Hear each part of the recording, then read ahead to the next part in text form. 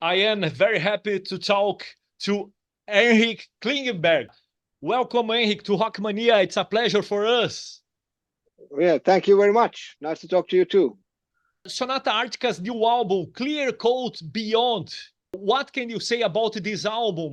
Yeah, well, actually, I think the birth was a little bit earlier, but yeah, the album has been ready since last summer already.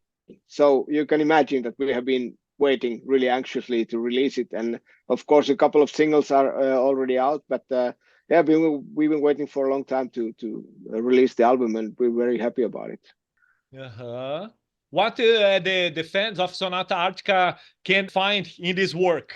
Well, I think they're gonna find that this is maybe the fastest album we have made so far. Of course, with the singles, we wanted to not release only fast songs as singles, so that's why we picked a couple of songs that are a little bit different also.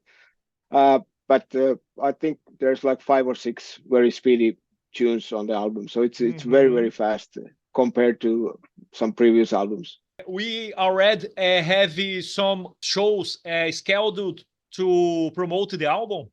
Yeah, absolutely. I mean, we're going to start in Finland, just playing club shows, and then we do festivals uh, during the summer, festivals in Europe, and then a European tour in the fall, and then let's see what happens next. But of course, we're coming to Latin America as well at some point, but we don't have the dates yet. So, any chance to come to Brazil? of course, I think we always come to Brazil. So, but unfortunately, I think you're going to have to wait until next year. But I'm not quite sure yet. But of course, as soon as we know, we will announce it. And but definitely, we are coming to Brazil with the new album as well. It is very special, and of course, it's very weird also because we live on the other side of the world. So it's always, I think. It's a great pleasure to come over there and tour, and also it's very exciting, I think, to travel, you know, far away and see that people still like our music. So it's for us it's very exciting. Yeah. The two acoustic albums from 2022, Acoustic Adventures, how were they received by the audience? I think they were received quite well because everybody understands that it's a different project, and it's just some versions of our songs. So I think it's very different from what we usually do, and it's just like a side project or something like that. So I think people understood that and enjoyed the versions. Of course, some people enjoyed it more, some people less, but everybody understands that the acoustic stuff it's something we do for fun sometimes, and everybody also knows that we are a heavy metal band, so we're not going to do only acoustic stuff. And also, I don't think we're going to do acoustic stuff in quite some years, you know. But maybe one day we'll go back to doing that for a short amount of time. And in your solo work, Henrik, Klingenberg Syndrome, do you plan on recording something new with it?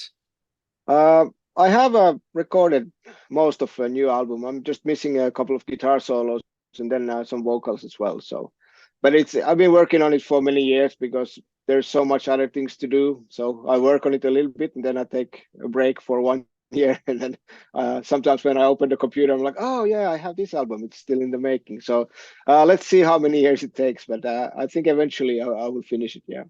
In Rock Mania, we have a time machine. Let's go back in time, Henrik. How did you get started in music? I don't remember. It was so long ago. But yeah, I started to play piano when I was very little, and then I first played some classical music, and then some pop music and jazz music, and then of course when I became a teenager, I started to listen to heavy metal, and after that there was really no turning back. So that's basically how it happened. And of course, then when I was studying in university. Then I saw that Sonata was looking for a keyboard player. So I applied and got the job and quit school. And here I am 20 years later. Your live keyboard performances, Henrik, for me are wonderful. You have so much energy. You have passion on stage. Well, Right? thank you. Yeah, I hope so. No, I really like to play live. I think that's the most fun part, especially when you have a good audience that is very loud, like you guys over there. it's really fun. I think playing live is the most fun thing to do in this business, basically. And travel with the band. Do you like to travel? Oh, yes and no. It Yes and no. depends. Why? Yeah. Of course, sometimes it's nice when you can just sit down and relax, and the view changes and you get to see new places, and that's very exciting. But then, of course, when you sit in an airplane or on the train or whatever for long enough, at some point it gets a bit boring. But I like to travel, but of course it depends. It changes a bit from day to day. But basically, I think the best part of traveling is seeing new places. That's nice. Do you like to be in the studio record?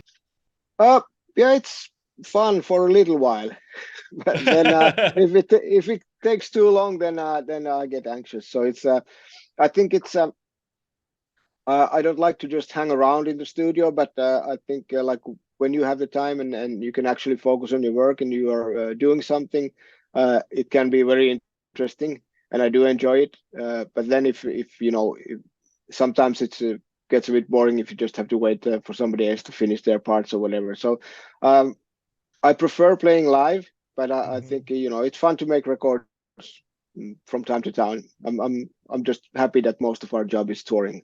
I like that more, I think. In all these years of adventure in music, which moments do you consider most important?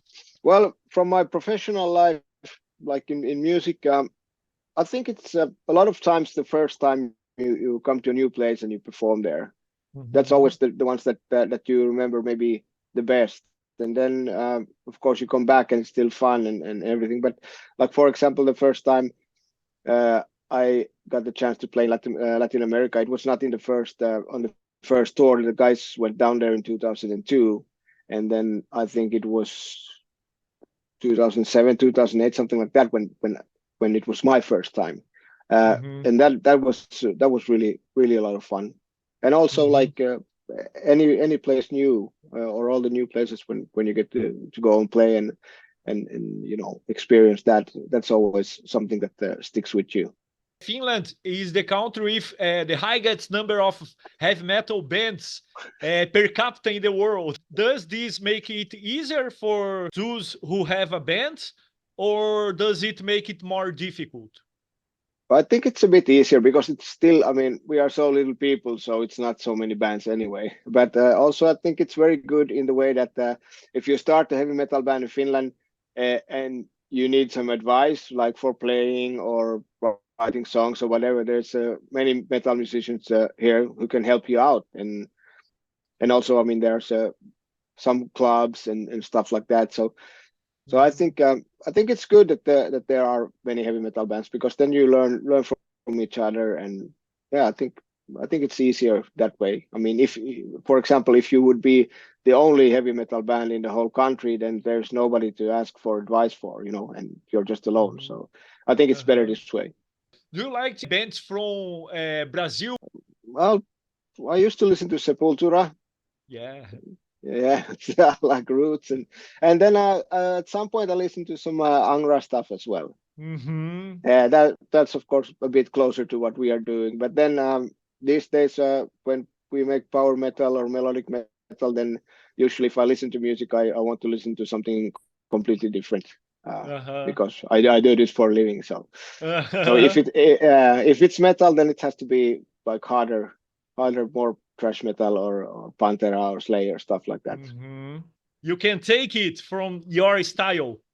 Yeah, of course. I mean, especially like when you think of solos, for example, Dimebag Darrell has a very distinct style, and guys like Eddie Van Halen and those guys. So yeah, I steal from everybody.